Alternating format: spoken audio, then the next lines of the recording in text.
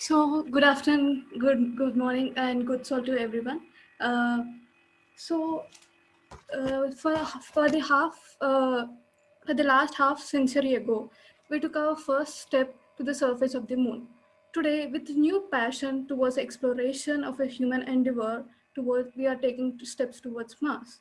But when we think about the first footsteps on Mars, it also means we are also making multi-planet species. So, are we really ready to become a multi-planet species right now? Because Mars is throwing us a lot of challenges. That is remoteness, isolation, and low temperature, and God knows the radiation. But with all the concern regarding the Mars atmosphere, the main concern lies in the human body. So when we land on the Mars, when we set to make first foot on the Mars, we must first be able to find a effective solution to make our body able to adapt to the atmosphere of the Mars. Uh, so that's where my topic comes in. It's about development of bone density stabilization. My name is Saita Jasvi with Zulio Zanvi. So we're going to see that today's agenda is the problems faced by the astronauts in space flight and countermeasures on ISS, and what is the how the bone is remodeled, and how the space makes our bones restructured in architecture and chemical way, and also the what are the factors that are affecting our bone density in low gravity. And we will see the existing measures taken by and experiments conducted by many people for this long space flight. And in the end, we'll see the enhancing the effect of the artificial gravity by integrating methods. So the fact here is that human body has evolved since evolved in the gravity of fungi. So now we are where you are sitting right now. The Earth's gravity is acting on upon us. But when we go to space, our body is not suitable for that environment.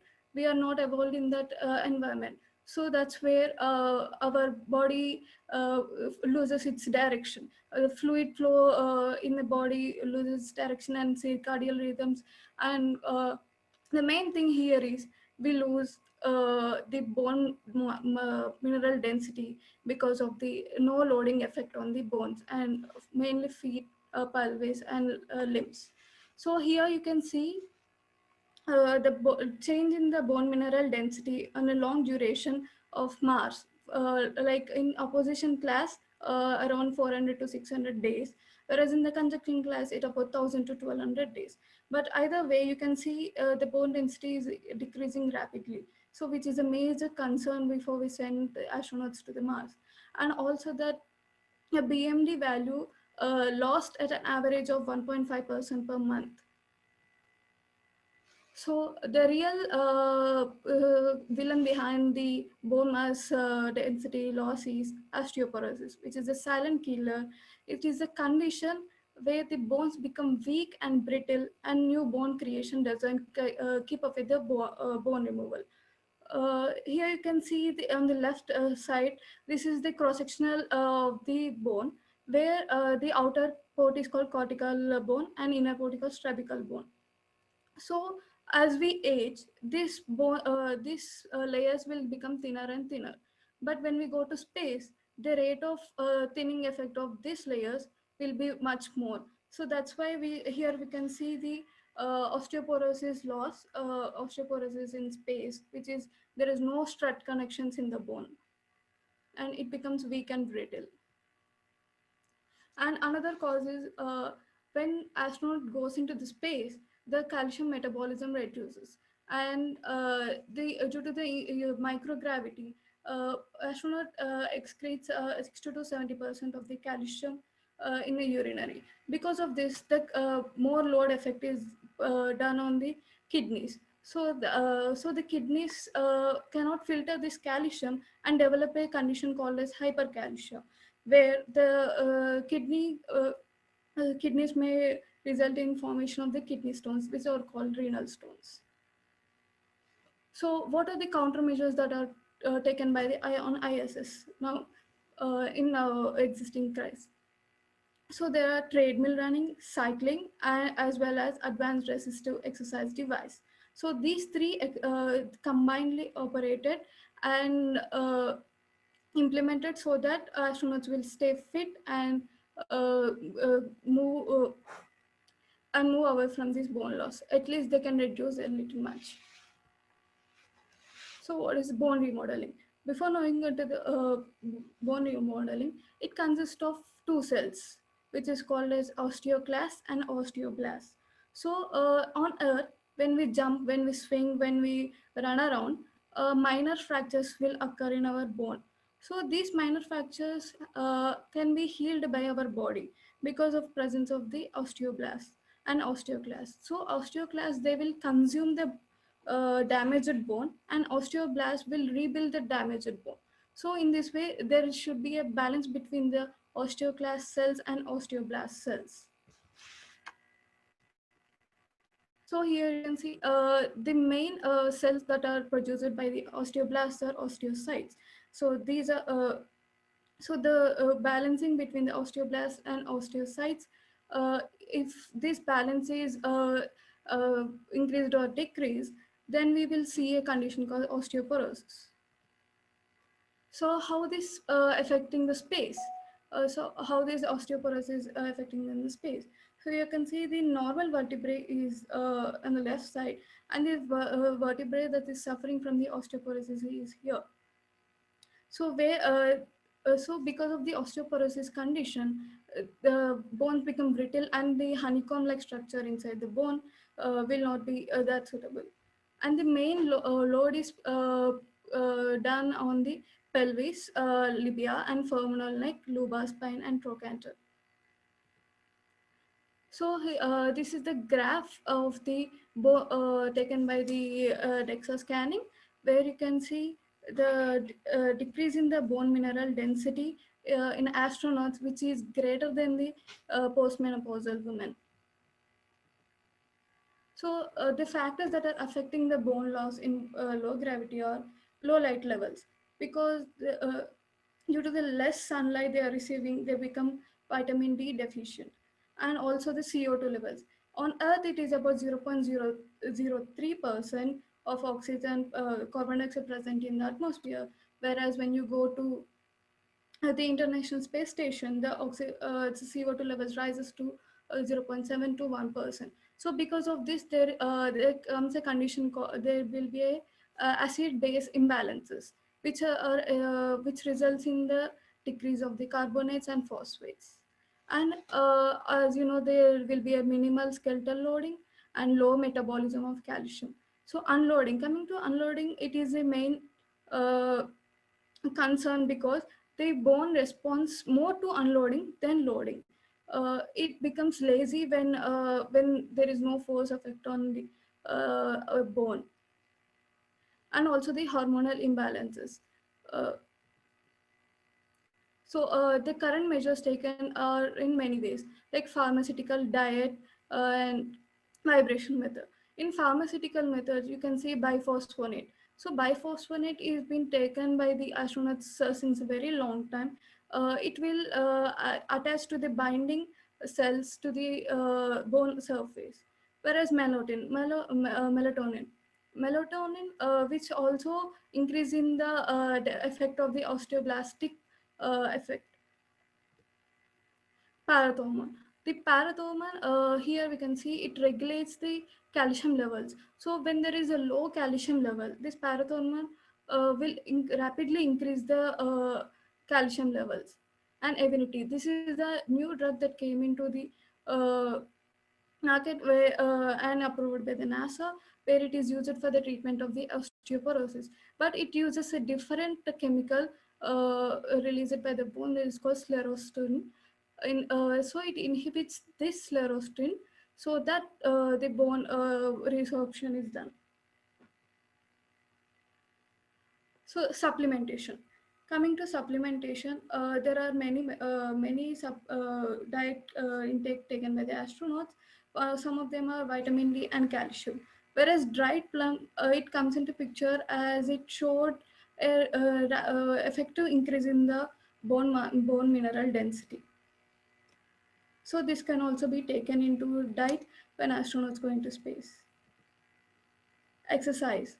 So actually the exercise done in space or anywhere, it is a high magnitude and low frequency.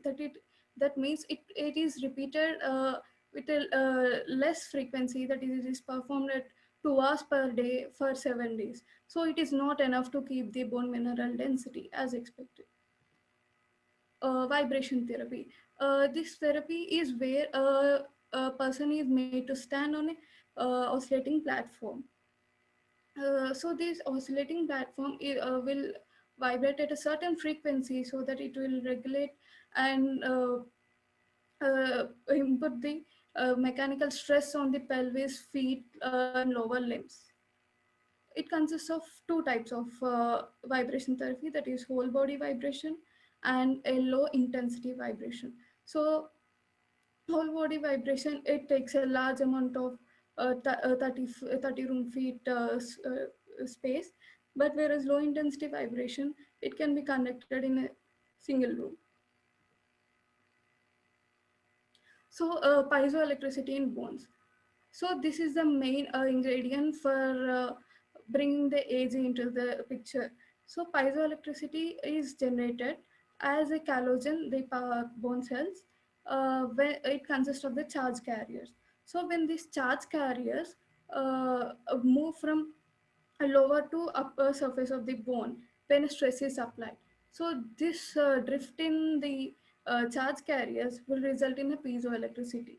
So because of the production of this piezoelectricity, the electric dipoles are formed as seen here when a load is applied, and because of these dipole formants, uh, these will attract the osteoblasts, so which are the building blocks of the bones, as I said. So how will the bone respond to aging? Uh, the piezoelectricity is the main component for the responsible of the aging. So it has been proven that the mechanical loading provided by the gravity can be coupled with the bone remodeling, as the cell receptors are giving effective responses for in partial gravity and hypergravity also. So an experiment is conducted where fighter pilots are exposed to certain forces, accelerative forces over a certain period of time, and an induced mechanical strain on them has resulted in an resulted in increase in the osteoblasts on the bone. And also the regions that are mainly strained are head, spine, and mask assembly. So these things are considered for the experiment, and they have seen an increase in the BMD and BMC value. So the loading produced by the AG bone formation and the bone resorption should be maintained equally. And the process by which the mechanical load on the bone is transduced into the biochemical signals is called mechanotransduction. So even though we have the artificial gravity technology, but we cannot implement it efficiently because of the following factors. Because the rate of centrifugation is different for different people, and it is not made standard, and acceleration as well. And we need to have a specific position where subject need to be spaced in the centrifuge, and whole body mass, which also differs for each and every person, and how much exposure does a person need. So but currently during experiments, the AG prescription is of 1 hour per day is used. So the whole concept where the effect of AG can be increased by using it with exercise as well as vibration. So by doing squats and applying the uh, vibration method for the enhancing the effect of AG, certain frequencies are used. Such is of 20 to 45 hertz and amplitude between 1.5 to 6 mm. So this has revealed that increase in the bone atrophy. So in the end, I conclude that the complexity which is associated with the bone tissue requires a large group of people. So as of now, there are conducted experiments on few group of astronauts, but that doesn't show the predictive values that we require to mitigate this problem. So the bone loss countermeasure can be combined with CR and vibration as is being proposed. So this method has also have potential to activate the struts which are present in the honeycomb-like structure inside the bone, and it will activate more than the traditional exercises. Thank you. Thank you for listening. Thank you. Any questions? Okay, great. So just a reminder, we're taking questions by chat. So if you have any questions, just please put them in chat. And the first question we have here is how to test the effects of this substance in the Mars gravity. So with the gravity on the ISS and the moon being so very different, is there a way to test the effectiveness on a 1/3 G? Yeah, as I have researched, the experiments that are conducted mostly on Earth, but I've seen some experiments have been done in parabolic flights, where the gravitational force required, such as required for the Mars, is developed in the parabolic flights, and for a few minutes they have conducted that experiment. That's all we can do for now. Okay, great. I hope that clear. Yeah. Is there any plans to do any kind of experimentation long term with a 1/3 G? Yeah, as of now, I don't know. I don't know what are the experiments that are being done in the future. Do you know how space flight will affect people who are already prone to suffer osteoporosis? Uh, so osteoporosis already people are suffering on Earth. So their bones are already brittle. So if we take them to the space, I don't think they will able to make it in the space, because the rate of increase in the rate of decrease of the bone loss is very high. Would this method be able to help somebody who has osteoporosis to help them recover here on Earth without having to go into space? Yeah, sure. These methods are proven and not proven, but there are experiments that have been done, and this can be used for the osteoporosis patients.